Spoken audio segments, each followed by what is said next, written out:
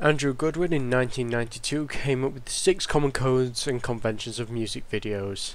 They are: the lyrics match the visuals, the music and visuals match, video style and iconography, the close-up, star iconography, and voyeurism. Voyeurism just so happens to be the treatment of women.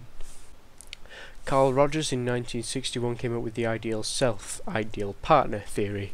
So fans of celebrities will either want to be like them or want to be with them. So for instance, a male would, his ideal self would be Johnny Depp and his ideal partner would be Katy Perry. For a female, their ideal self would be Katy Perry and their ideal partner would be Johnny Depp. Christine Griffin in 1985 came up with the theory of copycats. Girls express best friend relationships by wearing exactly the same clothes, shoes, jewellery and even hairstyles. Female fans of female artists address music videos and extend their best friend status to their favourite artists, imitating their clothing and mannerisms. Dick Hebridge, Subcultures, in 1979 he came up with this theory and said that youth groups are very distinctive and are divided dependent on their music taste. That's why we have people like punk rockers, dubstep fans. They all have their unique looks, way of acting around people. It's sort of similar to the copycats theory in a way. Owen Panofsky in 1968 came up with the iconography theory, saying something has been encoded with a purposeful and clear meaning, it will be something that the audience recognise, like Michael Jackson's glove and hat, Marilyn Monroe's beauty spot and the Beatles' mop-top haircut, and Lady Gaga's meat dress.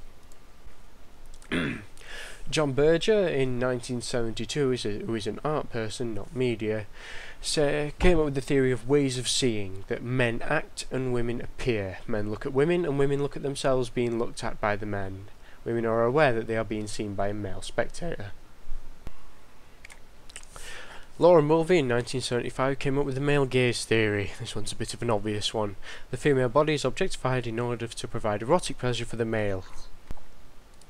Richard Dyer in 1975 came up with the theory of star persona. A star is an image, not a real person, that is constructed out of a range of materials. So basically what an artist does defies them, not what their music is. So if an artist decides to donate to charity, they are seen better, and if they decide to nuke China, well, they're not very popular now, are they?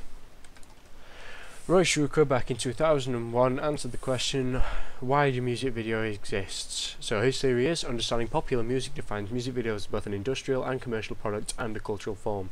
Basically saying that music videos are there to make money. Sarah Thornton, Subcultural Capital, her theory was in 1995. The cultural knowledge and commodities required by members of subcultures. It is raised by their status and helps differentiate them.